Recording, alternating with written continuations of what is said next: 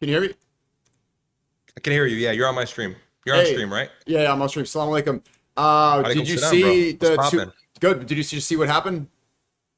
No, what did I miss? I've been on stream for like 2 hours. What did I Okay, miss? okay. Let me catch you up with this. You remember I said, hold on a second. Oh, the 22nd, the No, holiday? no, no. But the sundown, the holiday goes from the 22nd. Sundown just happened July 23rd. I just retweeted 2 tweets. Let me show you something. Let me share my screen. Let's see. They even called it. Do you remember when I said I said it was going to be Epic Fury Part 2? Yes. Fox News alert, bombs away. Can you hear? Oh, wow. Yeah, I can hear it. Yeah.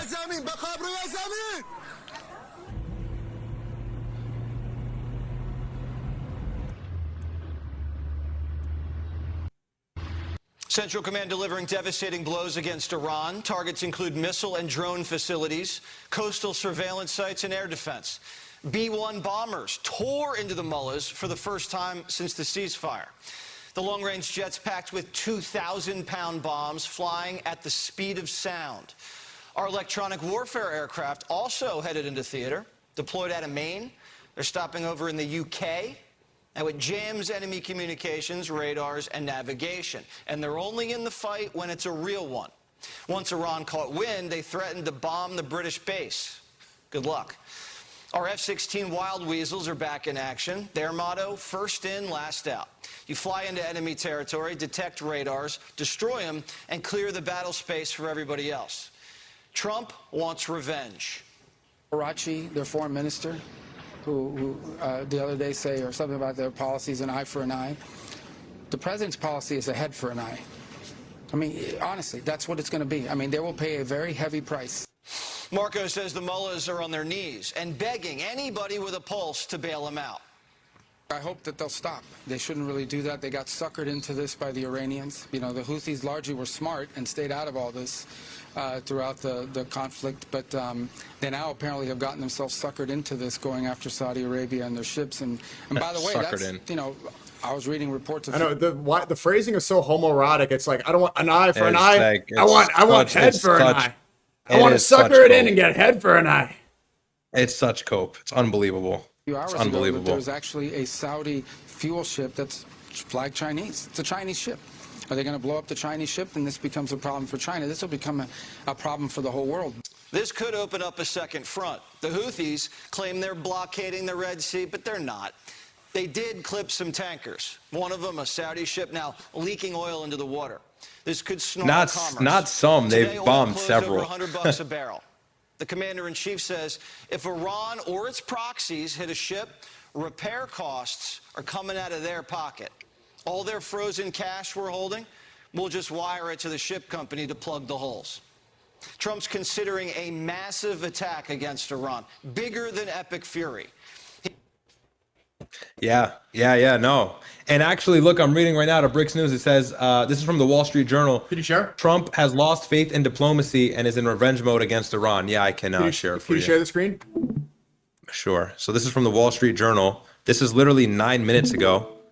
Should be able to see it here. It says, U.S. President Trump has lost faith in diplomacy and is in revenge mode against Iran. Now it's at 11:21 p.m. Yeah.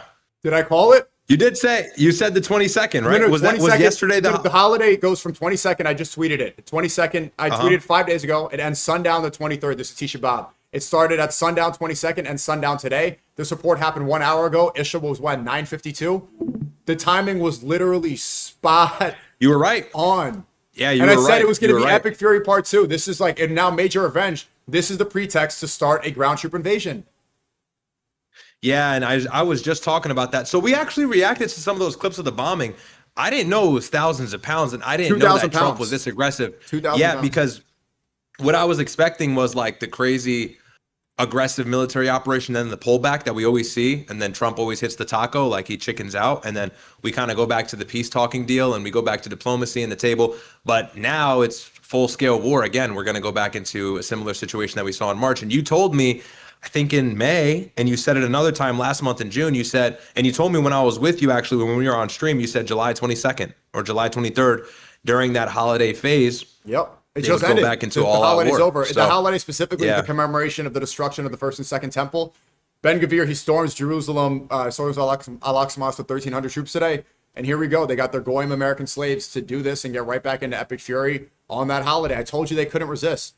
Everything about this war has coincided with holidays. Did you also know that Isa, the gospel Injil was revealed to Isa during the month of Ramadan? And Musa, alayhi salam, he was revealed, the Torah was revealed to him during Ramadan as well. So that month is not just about the Quran. It's also about the gospel, and it's also about the Torah. And that's when all this war started. Epic fury started right after the beginning of Ramadan, and every single time there's been a major escalation has coincided perfectly with a Jewish holiday. Yeah, that is pretty crazy. There's some overlap and some coincidence there, and I was, It's not a coincidence, one can call it coincidence, but it's deliberate. yeah. No, I get you. And what I was also talking about earlier on stream as well was, go ahead, show it. You're trying to show No, something? I'm just reading. I'm not, what were you saying? No. What I was talking about earlier on stream as well is, it's just so unfortunate. Me and Suleiman Ahmed, we had a good conversation the other day as well on stream when we were talking to him about Iran. He was in Iran, actually. Yeah, no, he had an interview with Ismail Bagay. Yeah, so that was really good. I didn't get to watch all of it, but we were talking about how fractured the Middle East is and how all of these Muslim countries are just so cucked and how they're all, they just got their mind on a different page. You know, Saudi Arabia is now doing maybe a nuclear deal with the United States, but then Trump turns around and says, never mind. That he says now they have to sign the Abraham Accords in order for the nuclear deal to be effectuated. So he turned around, stabbed him in the back. But then you got Saudi Arabia, you got the UAE that's glazing Israel. You got Iran, another Muslim country that's fighting Israel. So you got one country that's like got a vague relationship with Israel. You got Iran that's full-blown fighting Israel. And then you got the UAE that's just like sitting ducks fighting back whenever they can without trying to actually get in the way of the crossfire from Iran. And it's just unfortunate. Look at the Abraham Accords, Sudan, Morocco, Jordan might as well be on it as well, Bahrain, all these countries that recognize Israel diplomatically and do deals with them and all the rest. It's just sad to see. And, you know, you call this, and I'm not trying to spark up debate, you call this a holy war. I'm saying the holy war really comes when the Mahdi comes back. And then Jesus follows very closely, and then all the Muslims are unified. That's when I think the real, because Muslims are just so, you know, not to be. I mean, the semantics. What I'm saying about holy war is just like it's a religious war. It's a religious war. I'm not saying it's the end times war and it's the prophecy. Yeah. But it is a holy war because it's a religious conflict for sure. Holy war is just a way to say it's a religious war. Yeah, I like to say that's fine. It really doesn't matter. You're right, but there's this spiritual element, and rabbis have said this is like a Ishmael versus Isaac kind of deal. I've heard rabbinical commentary and rabbis say about the war and the situation in Gaza, you know, the children of Ishmael still have a spiritual power with them because the Jewish people believe we have spiritual power. You know that because they don't consider us idolaters. So they say vaguely like, oh, the Muslims also have this like access to Hashem and that's why they can pray in the mosques and stuff. And so there is that spiritual element too, where they think that they're fighting and we have a spiritual power with us too. And there's a way to combat that. But the unfortunate part with this war is this is not going to end until the next presidential election. It's over. Trump has dug himself in. There's no off-ramp politically. It's non-existent at this point. And the Houthis are now in the Red Sea, and they're attacking Saudi vessels, and now they're probably going to clog up just the rest of the vessels, and that's another 12% of the world's oil supply and the global economy as a whole. Now oil prices are going to go up even more, and gas prices and inflation, and everything follows the energy price. And this is just war tax that Americans have to pay for literally nothing else than Israel having more influence in the Middle East. And 3 U.S. service members died in the last week. Mm-hmm. And did you see the Israeli Telegram chat? There was a Telegram chat. They put a picture of the female soldier. Mexicans, yeah, they're making fun of the Goyim dying for this war. And like people like Osmongold are saying, look, this war is great. They really want to join.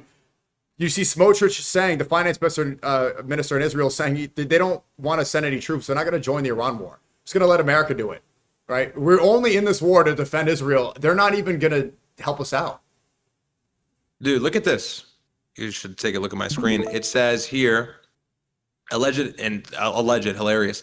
Israeli Telegram group goes viral for ridiculing the death of 19-year-old U.S. soldier Isabel Gonzalez. No sympathy, only mockery with a caption. This is the price you pay for Trump's. This is the price to pay for Trump's betrayal. So even with this is why you can't deal with these people. Like, and people say, oh, it's a Netanyahu problem. No, it's actually an Israel problem. The people in Israel are even more extreme than Netanyahu, and sometimes they say he's not doing enough. They're not satisfied with how far the United States has gone in this war. And the United States has gone pretty far. We bombed bridges. Now we're going to bomb power plants. when Trump said he was going to leave during the MOU, did you see the Telegram group chats? They were so angry at Trump, and they said that he's the worst. They were cursing him out just because the war paused for like a week. They were all really upset. It never is enough for them, right? This is not an ally. This is a pimp, and we're the prostitute.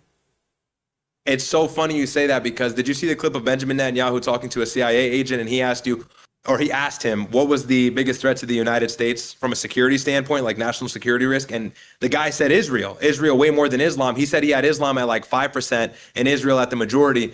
And Patrick Bet-David was dumbfounded. No, it wasn't Netanyahu. There was PBD. You said Netanyahu. PBD was speaking to the CIA. Sorry, PBD. And he was saying, he said like Islam is a nation. It's like Islam is not a nation. What are you talking about? Oh, so you saw it. Yeah. And I was just reacting to that, and I kind of crashed out on stream.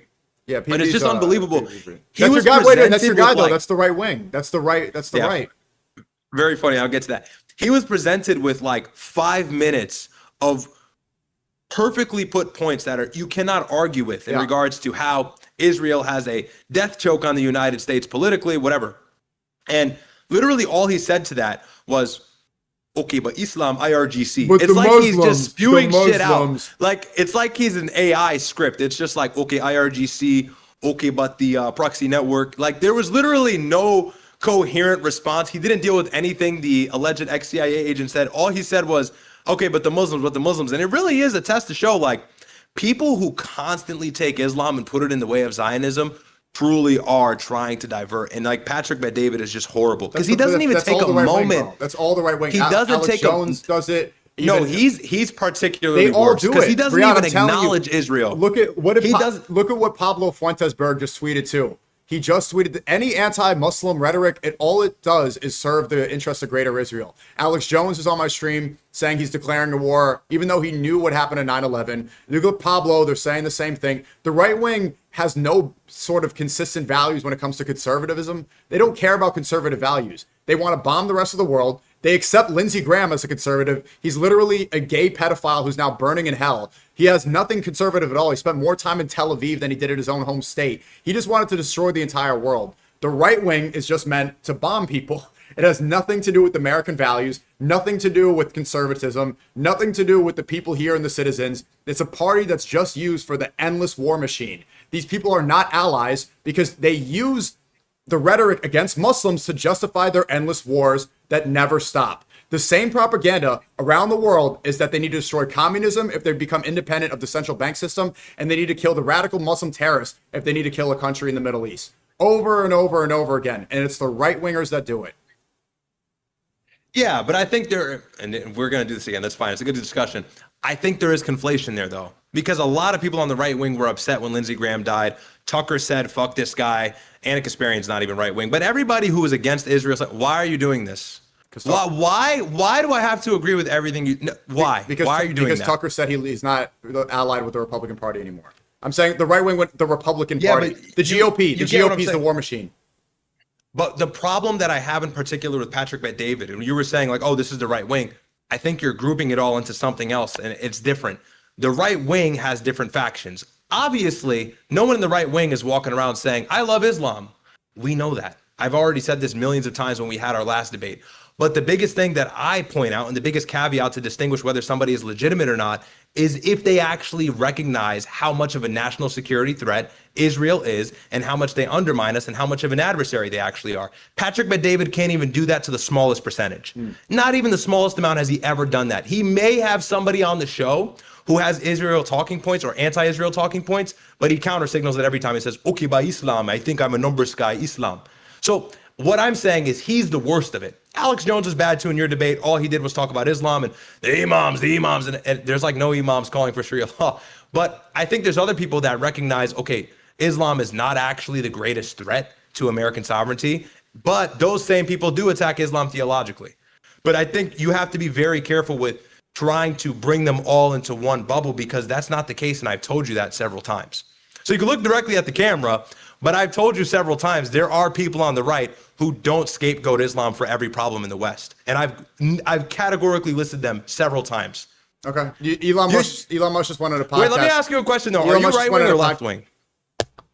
Am I a broken record, chat? There's no way like, he's asking me this question. Am I going? So who are you voting? Okay. There's no left and right. So how many times? Okay, look, Ryad, let me spell it out. Who would you vote for? Who would you vote for? I don't know yet. I don't know. Hold on. I'm not going to vote for JD Vance. Let me spell it out for you. I am not right wing. I am not right wing. I am not left wing. I'm a Muslim. I'm a follower of God. That's it. They love to call me a communist. They call me a Nazi. They call, oh, you're a Democrat. If they try to categorize you in this is how they write you off, and they prevent other people from listening to what you're saying. They so desperately want to be pulled into a group. This is how you prevent people from learning. This is how you create groupthink. This is how people become allied in a faction. This is why Elon Musk went from being a liberal atheist 10 years ago to now grifting Christians, even though he's an atheist. On a podcast today, when he's asked, are you anti-Muslim? He says, well, everyone's got their group they grift. Everyone's doing that. Everyone's got a group they grift for the greater good of getting a message across. That's not just Elon Musk does it with the Christians and the white nationalists. 100%. With the right wing. That's the right wing. But there's people who do that with Islam too. Tucker does that with Islam. Tucker's not Muslim, but Tucker appeases to Muslims, and he's gained a large Muslim audience. That's the worst thing to grift. I'm not. Look, there's 1.3% of the population. Islam's a good thing to grift. Islam is the truth. Ryad. Yes, it is. But you're saying like that'd be beneficial in the dunya. Grifting it because it's true, that's not grifting. That's because he's like, hopefully he's being earnest and honest, which I think he is if you listen to what he's saying. Tucker would not, you don't benefit from grifting. You benefit from grifting the right wing because they're all dumb chuds who follow what is in front of them. Alex Jones knows he's saying things that are stupid to get a populist movement. Pablo Fuentesberg knows he's appealing to the dumb white populist chuds, even though he's a Mexican Jew, because he wants to get a major audience. They use anti-Islamic propaganda because they get a massive audience from it. Saying things that are pro-Islam, let me finish. Grifting that does not get you any dunya benefit. Muslims make up 1.3% of the population, and Islam is the most demonized ideology in the world. There's no benefit. You have to say certain things. We have principles. There's actually believe in what we talk about. Anything if you do it right. There's a benefit to grift anything if you do it right. There's no negative backlash from grifting Islam today like there was. What benefit is there of grifting Islam? How many Muslims are there worldwide? 2 billion. Roughly 2 billion. So if you grift Islam and you say, I'm with Gaza, and look, we assume that these people operate in good faith. The Anna Kasparians, the Cenk Uygurs, the Tucker Carlsons, the Candaces, whoever else is sympathizing with the plight of the Palestinian people, sympathizing with Sudan, whatever. We'll just say it's in good faith because that's what a Muslim should do first and foremost. But if you do talk positively about the Muslim people and the Islamic religion, and you highlight the goods in it, and you say, well, I think that Islam is actually not the worst religion. I think it's a good religion. The rhetoric like that and this idea he's stringing along vaguely, it puts all 2 million or 2 billion Muslims in his vehicle. How many of those puts them behind his back? How many of them? In 2001, maybe it wasn't favorable to that. Wait, let me. You spoke for a while. Let me get my full point out. How many speak English? I didn't even cut you. How many Muslims speak? Yeah. There's about 4.5 million Muslims in the United States. They all speak English. 1% of the 2 billion. And by the way, how many of my dad literally is on WhatsApp, and there's like 1 million Tucker Carlson videos in Arabic. That's how much wind and traction he's caught in the Arab world. He's literally like, Ryad, look, and there's millions of videos of Tucker Carlson talking with an Arabic translated voice, AI translation. Like, if you want to get an audience, you throw an idea out there, you will be global and catch the global drift of that community. In American politics, that's the worst thing. You get called a communist, you get called a jihadist, you get called a terrorist. That's not true. Mamdani just won the election. He's Muslim in the most influential city in the United States. Right, because that's the left wing. Because of the right winger people, grifting Islam is the worst thing you could do. This is the regardless worst. Regardless of what side you're on, if you are against the genocide, you will catch a lot of popularity from both the right and the left. If you're against it, because being against the genocide means you're against the occupation of the United States. More often than not, that's what that means. Okay. So Zohran Mamdani happens to be left-wing, and by the way, he claims to be a Muslim, and then he's doing the LGBTQ thing. That's neither here or there. But even his video just now where he was talking about how I had arrest Netanyahu, that got like 10 million views, 100 million views on Instagram, I think it was, and 10 million likes. Benefit him? But all the attention I just highlighted to you. Okay, but how does he benefit? He's become massively popular because of his anti-Israel rhetoric and the fact that he's Muslim. Okay, and Muslims do want representation. Okay, Ryad, they have a little in the please don't US go to a whole government. monologue okay, listen. What You literally monologue. No, I don't. Literally monologue. No, I go don't. Ahead, go ahead. You go on and on. Look, grifting implies that you're doing something that you know is wrong to get dunya benefit, right? Grifting is lying on purpose. People that are opposing the genocide Mostly, if they've been consistent with it, they actually oppose the genocide. People like Elon grift Christianity, even though they're not Christian, because there is a benefit in the Western world. This is the easiest populist audience to use for your own benefit, which is helping out the Jewish supremacists. He's not a Christian. These other people too, they don't go to mass. They don't believe in any of this stuff. They ignore Nostra Aetate. They're not Eric or Kirk and people like this. They go in the mega church. They don't believe in it at all. This is grifting. When people like Anna Kasparian say that the genocide is wrong, they believe it. When Cenk Uygur says this, he gets banned from the UK. When I say this, I got banned from Australia. There's no benefit in the dunya for opposing this. That's what you're misconflating. That's just, it's not a conflation. I'm exactly saying that, and you are wrong. You are telling me that after October 7th, it wasn't more favorable to oppose Israel? That if you tweeted on X, fuck Israel, free Palestine, you weren't getting 10 times the engagement of anybody else who was on the other side, even though Elon Musk controls the app? So you can't really say nobody had any nefarious intention in saying, I oppose the genocide, because it was guaranteed to come with a lot of following, a lot of money, and an explosion in popularity. Cenk Uygur, Young Turks, these niggas fell off. And then the October 7th situation rolled around, and the Israel problem became far more highlighted, and now they're popping again. He hasn't grifted it. This is what his rhetoric has been for like a decade. The anti-Israel rhetoric has ticked up. He was never anti-Israel like that. Cenk Uygur was always. Cenk Uygur and Hassan have always been saying anti-U.S. imperialism. Have always opposed this. They've always talked about. I've seen different clips before where he was very careful and reluctant to actually condemn Israel the way he explicitly does now. Anna Kasparian's crazy based on it, but he's been a little bit straddling the fence. I've seen it before. I've seen clips. Wait. I want to go back to one thing I said too. You're saying Tucker doesn't grift Muslims, and I'm not here to say whether he does or he doesn't, but like, okay, if he's not Muslim and he doesn't believe in Islam, by the way, he explicitly says like, I'm a Christian. Like he nervously always implies that. He doesn't think Jesus is God. He thinks Jesus is the Son of God.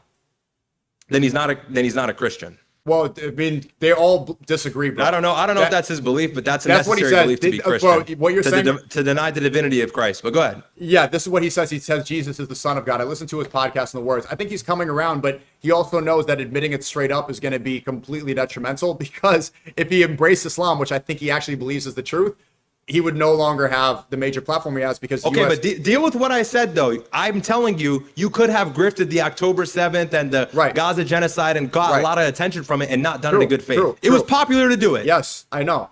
What is more popular for the dunya right now? Klav just wanted a propaganda tour in Israel. This is a guy who I was around. He was playing that song in the club a couple months ago. Then he's saying, I'm not political. There's a war zone. They have all the money. They have all the fame. If you want dunya, grifting Israel is by far the easiest to do. What is Pablo Fuentberg saying right now? I want to be Jewish. Being Jewish, I wish I could say that I could bomb all the Goyim. I wish I was Jewish. Rabbi Mizrahi's so right. Man, the anti-Semites are stupid. No more of this third world dump. I think that we should be committing the genocide. Israel's kick so much butt, that should be us kicking the butt. Now it's no longer profitable, and it's no longer beneficial to be pro-Palestine. So they switch. If you want dunya and if you want to grift for a political audience, you follow what Tommy Rubenstein, Pablo Fuentberg, and Elon Musk are saying. Elon Musk just went on a podcast, the African trillionaire migrant, and he's talking, I'm free speech. He said he wanted me deported. Then he goes and is on a podcast. They say, are you anti-Islam? He says, I'm anti-rape and changing. He didn't say no. He's straight up saying, like, he's not even rejecting the idea that he opposes Islam. If you want an audience of chuds, you grift Christianity, you grift white nationalism, and then you grift, hey, America, I love America so much. If you are pro-Palestine, what do they say? You hate America, get deported, you're a brown, you're a third worlder. There's no benefit. I got banned from Australia. People will slander you constantly. They will write, this is the side that's difficult. Within dunya, there's no like immediate benefit. If you want money, if you want shekels, Israel's given 7K. Israel's giving you Mossad honeypots in Israel to go on a propaganda tour. Israel's the one giving people in Turning Point, like Pablo Fuentberg, allegedly giving them money to say that. You said I monologue. They're the ones that are probably paying it off to say that it's low IQ anti-Semitism to insinuate Israel killed Charlie Kirk and not Tyler Robinson. That's who's got the money. That's who's got the dunya. Go ahead. Okay. So you said a lot. I wanted to respond, but anyways. So look, I still think what you're saying does not respond to what I just told you, which is the fact that being anti-Israel is the most popular thing.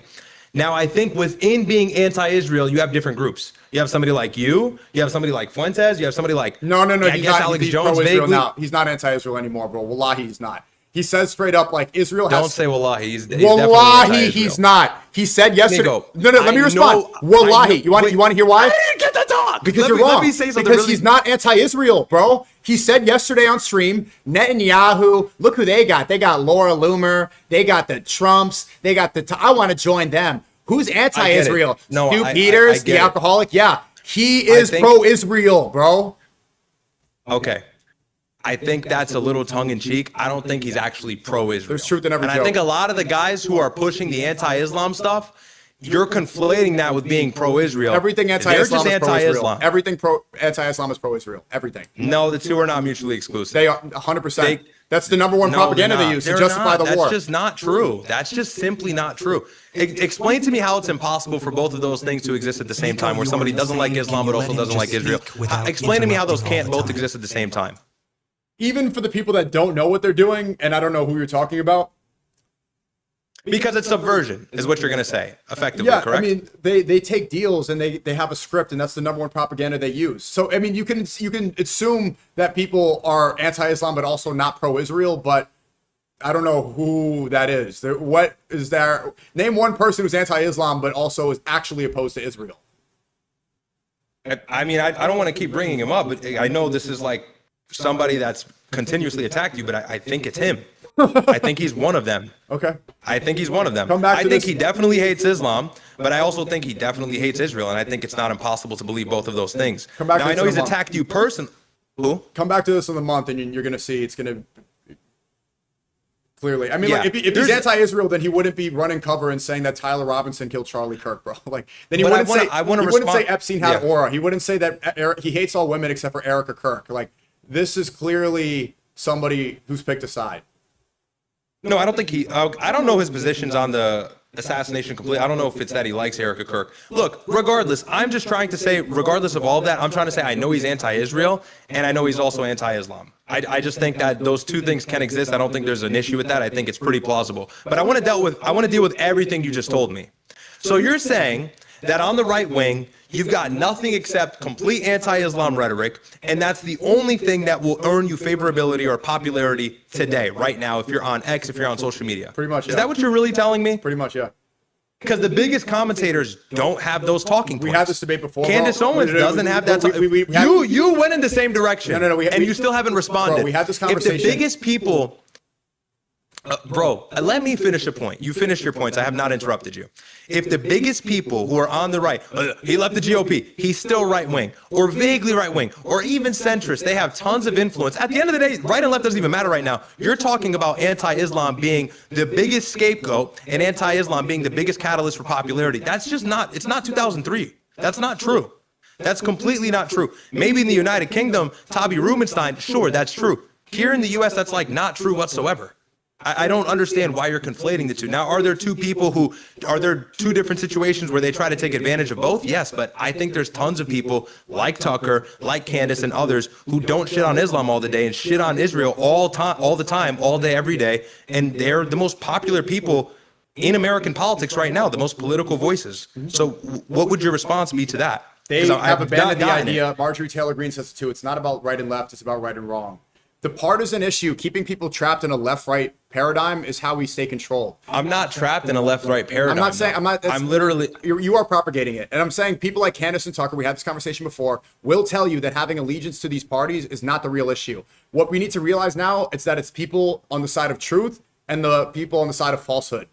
Pablo Fuentberg said that he would rather have people worshiping Zeus and Odin. He wants people to worship Roman pagan gods rather than Islam. It's the people that are on the side of truth, Muslims, and the people that are on the side of falsehood. That's it. It's kuffar and Muslims. That's the right left. Right left, all this slop. This is how people like transgenders. This is how people get brainwashed. This is why Elon Musk uses this. This is why they usher in the Antichrist agenda. He puts the jawline everywhere. He knows that he wants the Mashiach. He knows that he wants the Antichrist. Peter Thiel's made it very public. And they use right left to get people to believe and fall for it. That's my point. I have to I think there's some matrix elements right left. Like I'm not denying that entirely. I think sometimes it's two sides of the same coin, especially with Israel. I'm not completely shooting that idea down. but there are just distinguishing factors that we cannot ignore. And I just think you ignore that. And then at the end of the day, all it boils down to is anti-Israel. Bro, really, what did Mamdani campaign on? I'm going to arrest Netanyahu. Now the nigga can't even arrest Netanyahu. He's a mayor. If anybody thought he could arrest him, I think you're delusional. But actually, it's almost midnight. I have to pray Isha. I want to get it before it's midnight. But maybe I can hop on. I was gonna. Go ahead. You can make the last point. Last point, please. Here, look, I'll just tally everything up. Forget it. Forget the specifics. I think that there is still a lot of room left in the right wing for people to not scapegoat Islam and recognize the real issue.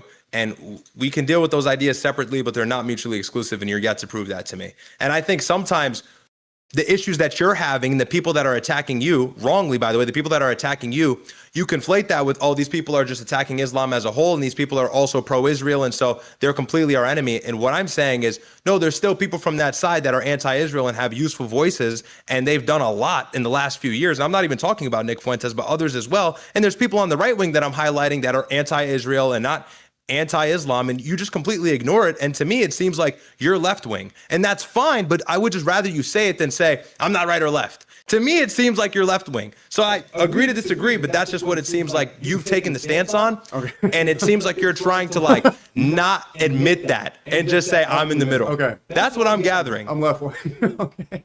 All right, bro. That's what I'm gathering. Yeah, I'm left wing. But I hope you realize you are propagating the system that helps these endless wars, like dividing us in this. All right, bro. At the end of the day, bro, the same system as people on the other side who, like I've said, want you dead and hate you. The right wing wants you dead far more than anybody on the left, bro. I don't think so. I really don't think so. Okay, bro. Okay. Who's genociding Muslims right now, bro? Is it the transgenders genociding Muslims, or is it the right-wing Israelis? Is it them? And who is supporting them the most? Who's giving them all the money? Wait, I'm sorry. American right-wingers they are the right wing are the ones funding and promoting them. Jewish Israelis are who is giving them the money? Who is paying for them? American right-wingers here are against funding Israel. No, they're not. The Pew Research Center just did no, a they're poll. not. Most Americans sympathize with Palestinians. Again, the government is separate from the people, and I'm against this administration. Okay. You're doing the conflation thing, bro, and there's nuance and specifics in this. You just try to say, the right wing wants you dead, Ryad, because you're black and Muslim. It's like, not really, though. Not really. It doesn't make much sense. You have to expand upon that, and you have now. Okay. Go ahead. Well, I mean, the left wing has not... Judeo-Christian what? Judeo-Christian values. This is promoted by the right wing. They're literally... Who upholds that? Bro. Who upholds that? Trump, Rubio, Hegseth, they're all right wing. And I'm against the administration. It doesn't matter what you're against. The right wing is in charge right now, giving all their money to Israel, funding the genocide that's killing you. You're not a right winger first. You're a Muslim. This right wing is not representative of America first, Nico. You do realize this right wing is not representative of actually favoring the country. This is an Israeli administration. Trump has been the biggest catalyst and enabler for Israeli never power. Been every time. So this right wing is not the right wing. This right wing is not what he campaigned on in 24 or in 16. Okay. So what are you talking about? Right? There's wing? never Again, been. You're talking about Trump. There's never been a unique Israel separate right wing in America. Nor has there been for the left. So where do we go? So I'm saying stop following right left and realize that you're a Muslim first. Your religion is not right wing. But bro, just let me say this really quick. The only people who can make changes in the country are people who have political representation, right or wrong? Yeah.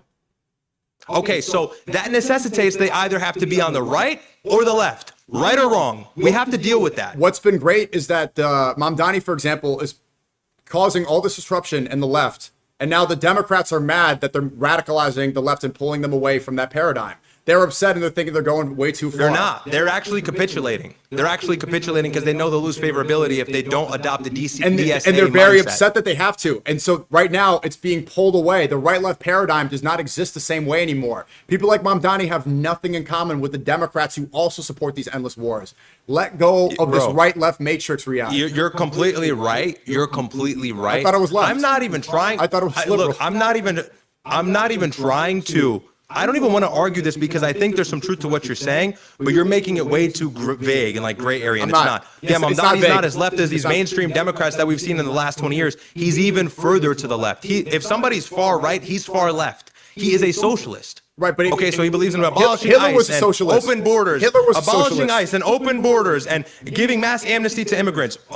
Is any of that like centrist? Is any of that like not right, not left? That's left wing. Well, I mean, the Pope, that is Pope tangibly Leo, left wing. Pope Leo embodies Christian values, right? The leader of the Catholic Church. What the fuck does Pope Leo have to do with the United States and the two parties that uphold the United States? Because he's pro-immigration and he took a stance in the Iran war and said it's a disaster. So if you're saying that the right wing is embodied by Christian values, the leader of the Catholic Church is left wing by your ideology. Wait, you're putting words in my mouth. When did I say the right wing is embodied by Christian values? So what is it embodied by? I never said it was embodied. The right wing is consistent of many things. Some of them conservative that people try to say is more Christian-based, more Judeo-Christian, like you just said, or more biblical. But the most important thing in the right wing is the fact that there can be a faction that emerges from an eventual, not this GOP, that is not glazing Israel. And we shouldn't have to settle with the people it seems like you're settling with to achieve that goal, because it will ultimately bite you in the back. And that's what I've been telling you since we've had this debate 2 or 3 times in the last month. Yeah. So you're admitting right now that there is a right and a left by saying that. I'm saying we need to stop promoting the system because it keeps you in factions with Okay, people that want to SNEAKO, kill so if we you. stop promoting it, keeps where do you we in go? factions Where with do we go? Where do we go? We have to leave the country if we stop No, promoting no, right no. and left. There No, you is don't. two Then sides. you ally with people who make the most sense and get it right on the most important issues. I'm not a far left socialist liberal like you're saying. Mamdani is far more right, correct, than anybody else in politics right now. Ilhan Omar agrees. She said Mamdani's correct to want to arrest Netanyahu. She's left wing, but she's right about the most important issue. I just glazed him for 5 minutes on trying to arrest Netanyahu. Okay, so that's my I point. did. So just don't get audience captured. Don't get stuck into a party. You're a Muslim first. You're not a right winger. That's all my point. I really have to pray. I'm late. Assalamu alaikum, bro. Go ahead. Oh yeah, bro. There's all these factions. There's this. There's factions, dude. It's like we just stop using these labels. It's like this is holding everything back. I gotta go. W stream. I appreciate you guys. I will be back tomorrow along with love speech. Okay, along with love speech. Echo. Is there an echo right now or no? You are stubborn, yeah, because this promoting this system is like you're not. They don't see you. We are not the same, bro. We are not the same. I appreciate you guys. Salam alaikum. Have a great night. Long of love speech. Join the Twittercom. Join the Discord. Appreciate you. Have a great rest of your night. Stay blessed, and I'll be back tomorrow. Peace. Long of love speech.